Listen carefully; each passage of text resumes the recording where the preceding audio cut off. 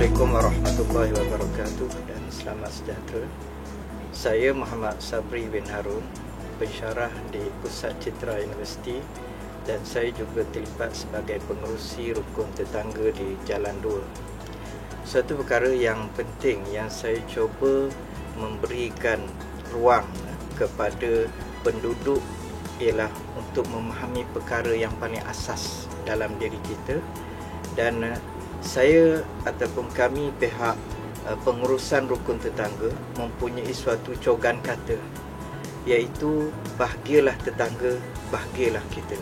Sebenarnya cogan kata ini adalah merupakan suatu adaptasi daripada hadis baginda Nabi SAW, riwayat Imam Bukhari dan juga Muslim, la yuhibbu ahadukum, la yu'minu ahadukum, tidak beriman, tidak sempurna iman seseorang kamu, hatta yuhibba li akhihi ma yuhibbu li nafsi, sehinggalah ia mencintai saudaranya seperti mencintai diri sendiri.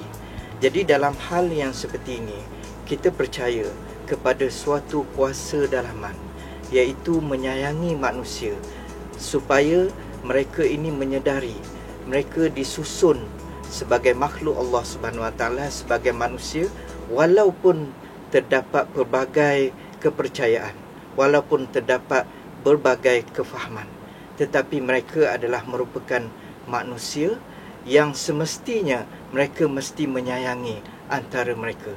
Jadi disitulah paksi ataupun asas kepada bagaimana pihak rukun tetangga kita cuba untuk memberikan suatu ruang hubungan etnik, sesama etnik, ataupun pelbagai etnik, supaya mereka menyedari tentang tanggungjawab mereka sebagai manusia.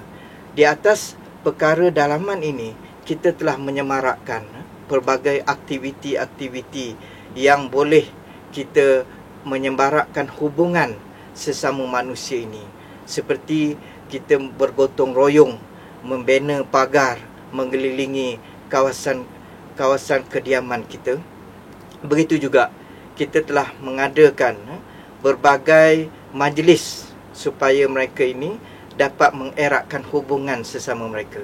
Kita juga menggalakkan majlis-majlis yang mana dimanfaatkan oleh pelbagai etnik untuk membawa mereka ini kepada suatu kesedaran dan keinsafan yang tinggi bahawa kita mesti menyayangi sesama manusia.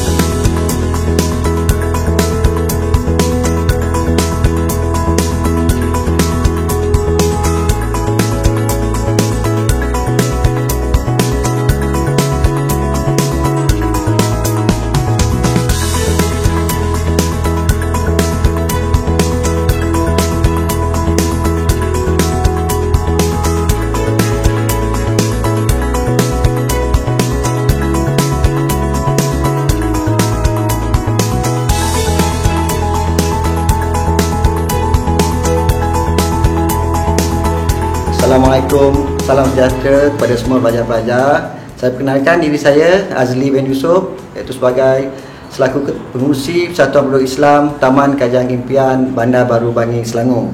Jadi saya ni perkenalkan sedikitlah, taman kita ni terletak di Bandar Baru Bangi di Seksyen 7 dan mempunyai lebih kurang dalam 1000 penduduk, di mana taman ni dipecahkan kepada 4 bahagian, fasa 1, fasa 2, fasa 3 dan juga fasa 4. Dan saya telah berkhidmat sebagai pengurusi Persatuan Penduduk selama hampir 7 tahun, iaitu di mana mula-mula taman ni diwujudkan. Jadi sejak daripada hari itu sehinggalah sekarang, saya masih lagi dipercayai oleh penduduk untuk dilantik sebagai pengurusi Persatuan Penduduk Taman Kajang Impian. Jadi untuk tuan-tuan, untuk pelajar-pelajar semua ambil tahu bahawa penduduk Taman Kajang Impian ni dia mempunyai 2 bahagian, iaitu kebanyakannya kita katakan lebih kurang dalam 50-50 penduduk Islam dan juga penduduk Cina dan juga India, di mana fasa 1 dan juga fasa 4 80% daripada penduduknya adalah beragama Cina dan juga India. Manakala fasa 2 dan juga 3, 80% penduduknya adalah beragama Islam. Jadi keseluruhan ni dah dicampurkan dan dinamakan sebagai Taman Kajang Impian Seksyen 7 Bandar Baru Bangi. Dan secara kebetulan memandangkan kita ni penduduk yang ramai dan juga nak mengadakan aktiviti, maka diwujudkanlah Persatuan Penduduk Islam Taman Kajang Impian Bandar Baru Bangi, di mana saya telah dilantik sebagai pengurusi persatuan daripada tahun 2007 sehinggalah sekarang. Okey, sebagai seorang pengurusi, memang kita mempunyai satu tanggungjawab yang amat berat, terutama bagi penduduk yang mempunyai berbilang bangsa dan juga agama. Jadi memang peranan itu memang amat besar.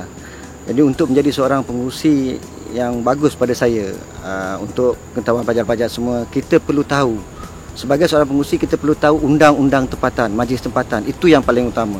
Kerana dengan undang-undang tempatan ni, kita dapat membantu apa juga masalah yang dihadapi oleh penduduk.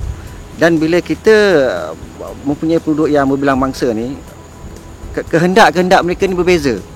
Dan dengan peraturan-peraturan dan juga majlis tempatan inilah yang kita dapat peraturan itu membantu mereka untuk menyelesaikan setiap masalah.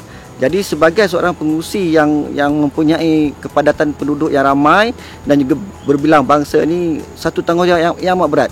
Jadi kadang-kadang saya sendiri rasa macam kata orang tu terganggu kehidupan bila bermacam masalah yang dihadapi. Kadang-kadang pergaduhan antara jiran. Kalau jiran dengan sesama jiran tu ialah beragama Islam, kita mungkin boleh selesaikan. Tapi kalau kita bergaduhan tu antara jiran berbangsa Cina dengan Islam, jadi banyak dia melibatkan isu agama dan juga kepercayaan. Jadi di sana sebagai seorang pengurusi, tanggungjawab yang amat berat untuk kita selesaikan supaya hubungan tu dapat dikekalkan. Jadi dengan peraturan dan juga pengetahuan tentang undang-undang majlis tempatan lah yang kita dapat membentuk mereka untuk dapat bekerjasama antara satu sama lain. Jadi nasihat saya kepada semua pelajar-pelajar, bila kita hidup dalam satu masyarakat yang mempunyai berbilang bangsa dan agama, kita kena saling ada kuat toleransi antara satu sama lain. Dan sekurang-kurangnya setiap penduduk ataupun rumah tu dia tahu tentang undang-undang majlis tempatan. Jadi bila tahu tentang undang-undang majlis tempatan, mereka tidak akan melanggar undang-undang tersebut, insya-Allah. Kalau kita dapat amalkan cara apa yang kita praktikkan, iaitu dengan mengetahui undang-undang tempatan dan juga kita praktikkan di rumah, saya rasa hubungan antara jiran, antara etnik, antara kaum dan juga antara agama dapat kita rapatkan jurang tu dan kita dapat satukan kembali mereka dalam satu kelompok perumahan yang kita boleh jayakan bersama, insya-Allah. Jadi nasihat saya lah, bila kita dah keluar hidup dalam satu masyarakat setempat atau taman, pertama sekali kita kena tahu tentang undang-undang hidup di taman, iaitu dengan majlis tempatannya. Kita kena kenal dan kita kena tahu undang-undang tersebut, dan sama-sama tahu sekurang-kurangnya bila kita nak buat sesuatu perkara, kita dapat merujuk pada undang-undang tersebut dan kita dapat kembali kepada kita punya persefahaman antara satu sama lain. Itu yang paling utama sekali yang saya perlu tekankan kepada pelajar-pelajar bila mereka ataupun pelajar-pelajar semua dah keluar ke alam kehidupan sebenar di taman-taman perumahan ataupun di kampung-kampung.